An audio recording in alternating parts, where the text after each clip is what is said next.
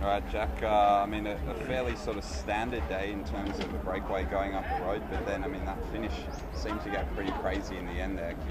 Yeah, man. What it was like?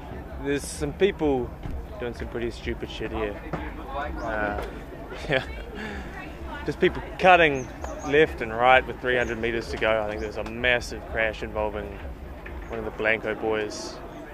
As far as I know, he took out Impey from Green Edge, and I was just to the right of that and managed to avoid it. But I think Tyler got involved in that tangle. I mean, it seems like, you know, the run-in was fairly straightforward, but with the conditions, with the wind, and then also it seemed like there were quite a lot of parked cars on the side of the road. Yeah. That sort of also played a bit of a part. It's obviously,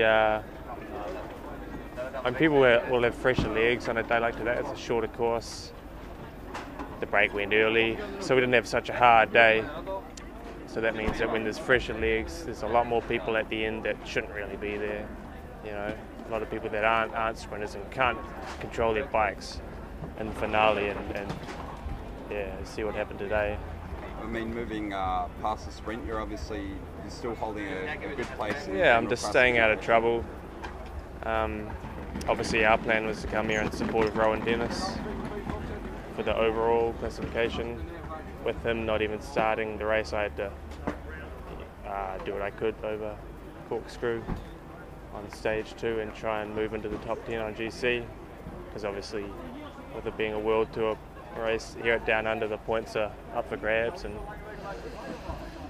they're pretty significant with, you know, car placement in the first part of the year going to the early classics. I mean, you sort of showed that, you know, you're coming into the race with some reasonable form after doing the New Zealand Championships. Yeah. With this, and then what's I was next actually, after Down Under? I wouldn't say I'm here with good form at the moment. I had good form up till New Year's Eve, and I came down with a really bad chest infection, which took me off the bike for a whole week. Really hampered my build-up for Nationals, so Nationals was a write-off for me.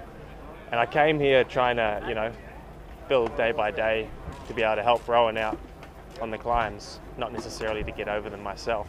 So it's a bit of a challenge, but I'm hanging in there. Coming into this year, I mean, obviously last year, you know, you had a huge amount of race days in your legs. Do you think, I've spoken to, you know, a number of riders who have done a Grand Tour, and they say that, you know, when they restart the season again, you sort of have this extra bit of power that you sort of didn't have before. Is that something you've noticed?